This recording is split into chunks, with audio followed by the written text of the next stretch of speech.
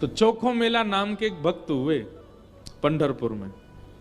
अच्छा, चोखो मेला जो है ये कोई मातृ गर्भ से इनका जन्म नहीं हुआ।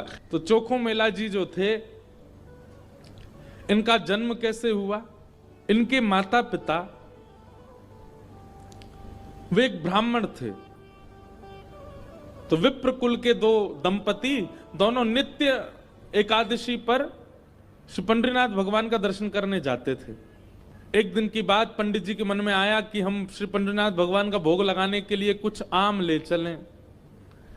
तो आम लेकर के पंडित जी और उनकी घरवाली दोनों जब मंदिर जाने लगे, तो ठाकुर जी तो इतने प्रेमी हैं भक्तों के कि मंदिर तक आम लेकर के आए, तब तक ठाकुर जी से प्रतीक्षा नहीं हुई। भगवान एक ब्राह्मण का रूप धारण करके बाहर ही चले गए और बाहर जाकर के वो ब्राह्मण दंपति से कहने लगे, हमको बहुत जोर की भूख लगी है, हम बहुत दिन से भूखे हैं, आपके पास बहुत सारे आम हैं, इसमें से 2-3 हमको दे दो।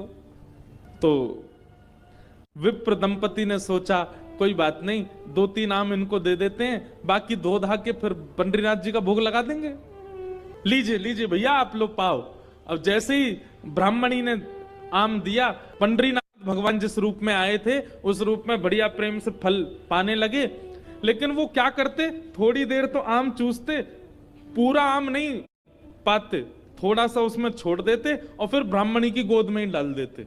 और महाराज आधे आधे आम चौंके और चौंक करके उनकी गोद में डालते जाएं। बेचारे ब्राह्मण देवता एक दूसरे दंपति एक दूसरे को देखने लगे, बोले कि ये क्या कर रहे हैं? बोले कोई बात नहीं। 2-4 आम पा करके और उच्छिष्ट छोड़ छोड़ करके उनकी गोद में ब्राह्मण तो चले गए। अभी दोनों दंपति सोचने लगे कोई बात नहीं, 2-3 आम बचे, इनको धो के पंडरीनाथ भगवान का भोग लगा देंगे, और ये जो आम ये हमारी गोद में छोड़ गए, इनको बांध लो, कोई जानवर या कोई जीव मिलेगा उसको दे देंगे। अभी इनमें आम बचे हैं, कोई जीव खा लेगा। जैसे ही दोनों आगे बढ़े तो ब्राह्मण तो थोड़े आगे चले गए, पत्नी धीरे धीरे पीछे आ रही थी। तभी उसको अचानक इतना भार लगने लगा, वो जो उसने झोली सी बनाई थी, जैसे उसने देखा मेरी झोली इतनी भारी हो गई, खोल करके देखा तो वहीं एक नन्हा सा बालक था। उसी का नाम पड़ा चोखो मेला। उनका नाम चोखो मेला इसलिए पड़ा क्योंकि भगवान ने आम चौंक करके और गोद में मेल दिया, इसीलिए नाम उनका चोखो मेला। अब इनके कोई माता पिता नहीं है, ये ठाकुर जी ने इनको भेजा है। अब चोखो मेला को देख करके, उस बालक को देख करके ब्राह्मणी ने मन में विचार किया, अगर मैं इस बालक को लेकर के गई तो सब लोग पूछेंगे ये कैसे जन्मा, मैं सबको क्या उत्तर दूंगी? मेरी बात कोई नहीं मानेगा कि झोली में अपने आप आ गया। और इस भय से कि संसार के लोग क्या कहेंगे, उन्होंने उस बालक को एक सुरक्षित सा वृक्ष था उसके नीचे छोड़ दिया, उसको स्वीकार नहीं किया। तभी कुछ चर्मकार वहां से निकल रहे थे, उनमें से एक की दृष्टि पड़ी और उस रोते हुए बालक को देख करके उन्होंने उसको स्वीकार किया और भगवत प्रसाद मान करके एक चर्मकार परिवार ने चोखो मेला जी का पालन पोषण किया। धीरे धीरे वो बड़े हुए। अब क्योंकि उनके माता पिता चर्मकार परिवार के हैं, इसलिए कई जगह उनको मंदिर में जाने से रोक दिया जाता। पर ठाकुर जी तो किसी की जात पात नहीं देखते ना, ठाकुर जी तो सबसे प्रेम करते हैं। चोखो मेला जी अपने पिता के साथ में खेती बाड़ी करते थे। एक दिन खेती करते करते उनके मन में आया, इतने सुंदर सुंदर फल, इतने सुंदर सुंदर सब्जियां हुई हैं, मैं क्यों ना इन फलों को पंडरीनाथ भगवान का भोग लगाने ले जाऊं। तो उन्होंने क्या किया, एक केले के वृक्ष से खूब सारे केले ले लिए और एक झोला में बांध करके चल दिए। पंढरपुर से 12 किलोमीटर दूर उनका गांव था। जैसे ही पहुंचे पंढरपुर, इतने आनंद में भर गए कि उन्होंने विचार ही नहीं किया। बहुत लोगों ने रोकने का प्रयास किया कि इनको मंदिर में ना घुसने दिया जाए, ये अधिकारी नहीं है, लेकिन वो तो इतने भाव में आ गए कि वो घुसते ही चले गए। और जैसे भीतर पहुंचे महाराज, लोगों ने घेर करके चोखो मेला जी को पीट दिया, बहुत मारा, उनके वस्त्र फाड़ दिए, सिर में चोट लगी, हाथ में चोट लगी, पैरों में चोट लगी, सब जगह इतना जख्म दे दिया। चोखो मेला जी रोते रोते वापस आ गए। पंडरीनाथ भगवान को भोग नहीं लगा पाए। शाम का समय चोखो मेला जी अपने सब घावों को, जहां जहां से रक्त निकल रहा था, साफ कर रहे थे और गुस्सा कर रहे थे। बोले अब नहीं आऊंगा आपके पास। बैठ गए हो, ईंट के ऊपर खड़े हो गए हो, इतने सारे अपने आगे जो है धर्म शास्त्र के मर्मज्ञ लगा दिए हैं, वे सब जात पात देख करके दर्शन कराते हैं। खड़े रहो, बने रहो महाराज अपने रूप में, हम तो नहीं आएंगे आपका। अरे कुछ करने थोड़ी आया था, कुछ मांगने थोड़ी आया था, अपने खेत के बढ़िया फल लेकर के आपका भोग लगाने आया था। इतने में ही श्याम सुंदर पीतांबरी पहने चलते हुए चोखो मेला के पास प्रत्यक्ष प्रकट होके आ गए और चोखो मेला के पास आकर के गले में गलवैया डाल करके बैठ गए। ए चोखा, नाम ही भगवान उसको चोखा बोलते। ए चोखा, तू इतना उदास क्यों हो रहा है? बोले उदास? इतना पिटवाया हमको, हाथ पांव सब तोड़ ताड़ दिए हमारे, और अब मेरे घर आ गए हो, मेरे गले में गलवैया डाल करके बैठे हो। ये सब लीला क्यों करते हो आप? वहां क्यों नहीं रोका आपने सब पुजारियों को, पंडाओं को, ये सब ब्राह्मणों को? ठाकुर जी बोले देख चोखा, वे सब मुझे पूजते तो हैं, मेरी सेवा तो करते हैं, पर मुझको पाषाण मानते हैं, मुझको मूर्ति ही मानते हैं। और जो मुझे पाषाण मानता है ना, उनके लिए मैं पाषाण ही रहता हूं। उनके लिए ना मैं बोलता हूं, ना मैं हंसता हूं, मैं बस एक टक खड़ा रहता हूं, ना मैं खाता हूं, ना मैं पीता, कुछ नहीं। तू तो मुझे पाषाण नहीं मानता ना, तू तो मुझे साक्षात ठाकुर जी मानता है। इसीलिए तो अपने अपने अपने बगीचे के फल लेकर के मेरे पास आया। वहां बहुसंख्यक पाषाण मानने वाले लोग हैं, इसलिए मैं उनके सामने बोला नहीं। एकांत में जब तू आ गया तो मैं तेरे पास आ गया। चल चोखा, अब तू मुझे अपने आंगन के फल खिला दे। अपने हाथों से सुंदर छिलका उतार उतार करके श्री पंडरीनाथ भगवान को अपने हाथ से खिला रहा है चोखो मेला। भगवान ने 2-3 केला पाए और 2-3 केला पाने के बाद में भगवान बोले, ए चोखा सुन, अब मत खिला, अब बाकी के जितने बच्चे हैं ये सब मेरी पीतांबरी में बांध दे। चोखा बोला, वहां जाकर के पाओगे, सारे मेरे सामने ही पा लीजिए ना, आप बांध करके क्यों ले जा रहे हो, यहीं प्रेम से पालो। पंडरीनाथ भगवान बोले, अरे मैंने अपना तो पा लिया, ये बाकी के तो मैं पंढरपुर में रुक्मणी जी बैठी हैं, वो भी भूखी हैं, उनके लिए ले जा रहा हूं, उनको जाके मैं पवा दूंगा।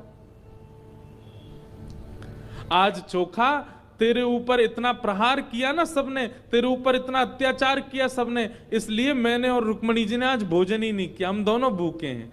अब मैंने तो पा लिया, अभी रुक्मणी जी के लिए ले जाऊंगा। भगवान अपनी पीतांबरी में केले बांध करके पंढरपुर आ गए और पंढरपुर में आकर के रुक्मणी जी को पवाया।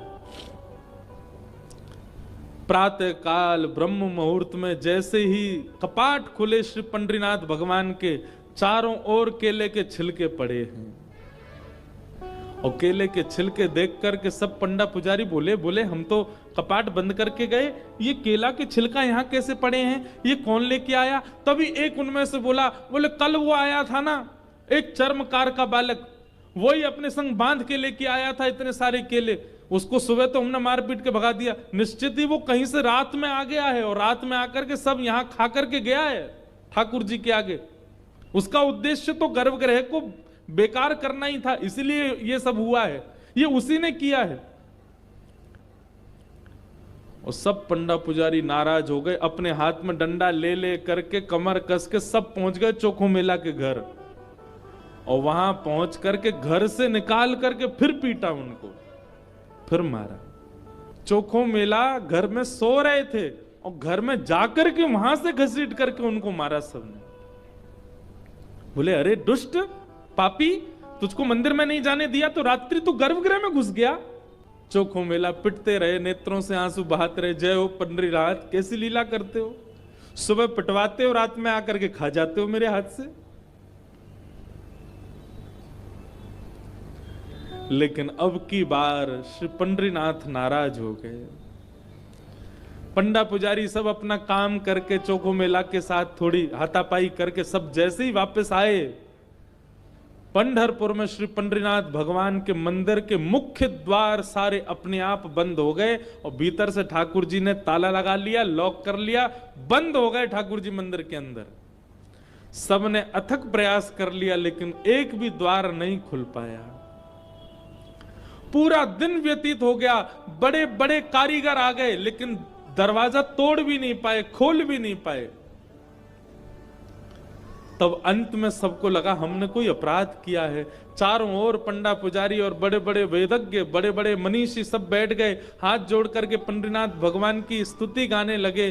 बोले नाथ हमसे कोई अपराध हुआ तो आप हमें बताएं, दंड दे दें, लेकिन इस प्रकार नाराज होके मत बैठो।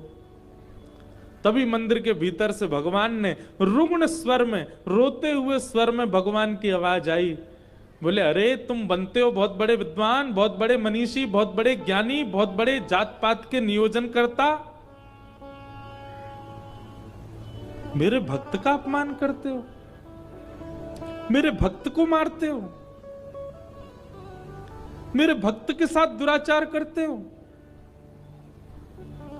नहीं देना मुझे किसी को दर्शन। और अब जब तक पृथ्वी है तब तक यह मंदिर बंद ही रहेगा, मैं भीतर ही रहूंगा। जो मेरे परम वैष्णव भक्त होंगे उनके लिए द्वार खुलेंगे, वो अंदर आएंगे, बाकी सब बाहर खड़े रहो। वैष्णवों ने प्रणाम करके कहा नाथ ऐसे नाराज मत होइए, आप बताइए हमसे क्या अपराध हो गया है, उसका प्रायश्चित कैसे होगा, कृपा करके बताओ। भगवान बोले मेरे चोखो मेला को जिस प्रकार तुम लोगों ने सबने जुट बना करके जाकर के उसको मारा है, अब तुम सभी वेदज्ञ, तुम सभी ब्राह्मण, तुम सभी श्रेष्ठ जन पालकी सजा के लेके जाओ और चोखो मेला को बिठा करके नाचते गाते उत्सव जैसे एक मेरी पालकी सवारी निकालते हो, ऐसे चोखो मेला की सवारी पूरे नगर में घुमाते हुए मेरे सामने लेकर के आओ, तब मेरे द्वार खुलेंगे, तब मैं तुमको क्षमा करूंगा, नहीं तो नहीं करूंगा। भगवान की आज्ञा मान करके गए और चोखो मेला जी को जाके प्रणाम किया। एक दिव्य सिंहासन से युक्त पालकी में चोखो मेला जी को विराजमान करके नाचते गाते हुए, आनंद करते हुए, उत्सव जैसे ठाकुर जी का उत्सव मनता उससे भी अधिक उत्सव मनाते हुए चोखो मेला को लेकर के आए। और जैसे ही पंडरीनाथ भगवान के सामने पालकी पहुंची, अपने आप मंदिर के सारे द्वार खुल गए और मानो आज लग रहा था कि भक्त भगवान का नहीं, भगवान भक्त का दर्शन कर रहे हैं, भगवान चोखो मेला का दर्शन कर रहे हैं।